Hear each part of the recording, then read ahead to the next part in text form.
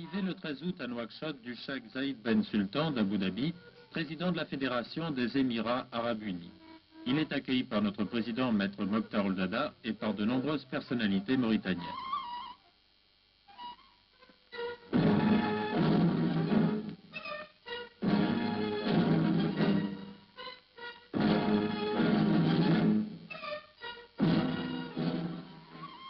Cette visite officielle du souverain d'Abu Dhabi, faisant suite à celle du roi Faisal d'Arabie Saoudite et à celle de l'émir du Koweït, montre à quel point se sont resserrées les relations entre la Mauritanie et les États arabes du Golfe Persique. Désormais, le monde arabe s'étend bel et bien de l'océan Atlantique au Proche-Orient, c'est là un fait exaltant, une réalité positive dont le peuple mauritanien a compris toute l'importance. Il vient de le prouver en réservant au souverain d'Abu Dhabi un accueil populaire particulièrement chaleureux. Dans l'après-midi, le président de la Fédération des Émirats Arabes Unis a visité en compagnie de son hôte, le président Mokhtar Ould Daddah, le musée national de Nouakchott. Il y est accueilli par notre ministre de la Culture et de l'Information, M. Ahmed Ould Sidi Baba. Les très riches collections du musée ont vivement intéressé notre visiteur. Celui-ci a la réputation d'être un excellent chamelier. Le président de la République lui offre donc un peu plus tard un très beau chameau mauritanien. Ce présent symbolique prélude à la course de chameaux organisée à 12 km de Nouakchott en l'honneur du souverain d'Abu Dhabi qui va apprécier le spectacle en connaisseur.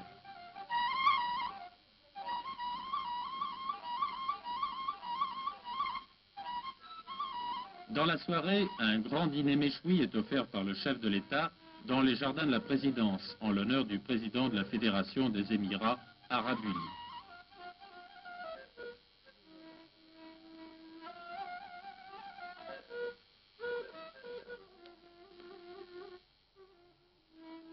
Selon la coutume, ce repas va se dérouler sous les tentes en présence des plus hautes personnalités de la capitale.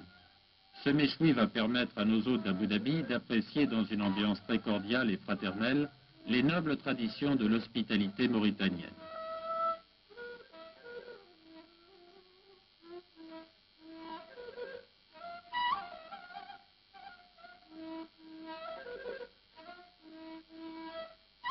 Séance de travail le lendemain, les membres des deux délégations, dirigées respectivement par le président de la Fédération des Émirats et par Maître Mokhtar Ould Daddah, ont étudié ensemble les questions de coopération et les problèmes d'intérêt commun.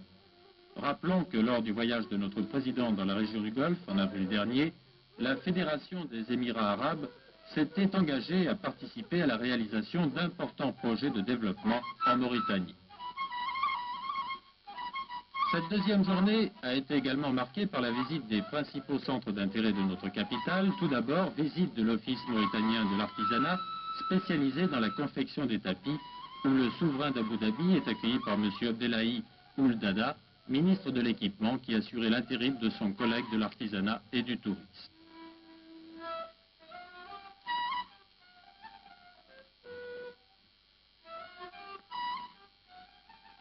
Second centre d'intérêt, le Wharf de Nouakchott, où le président de la Fédération des Émirats a été accueilli par l'ovation chaleureuse des dockers.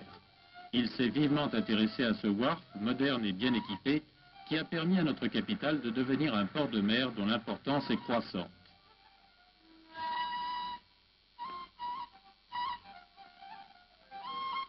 À bord d'une caravelle d'Air Afrique arrivée de l'émir d'Abu Dhabi à Nouadhibou, capitale économique de la Mauritanie, où doit s'achever son voyage officiel.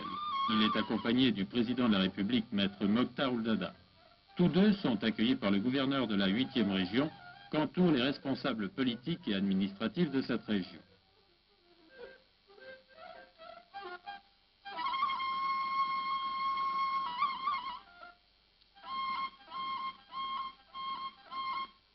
Le chef de l'État et son hôte ont reçu de la population de Nouadhibou un accueil particulièrement enthousiaste.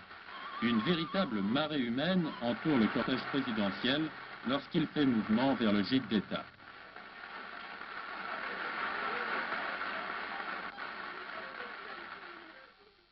La journée devait se poursuivre avec la visite des principales installations de la MIFERMA dans le port minéralier de Nouadhibou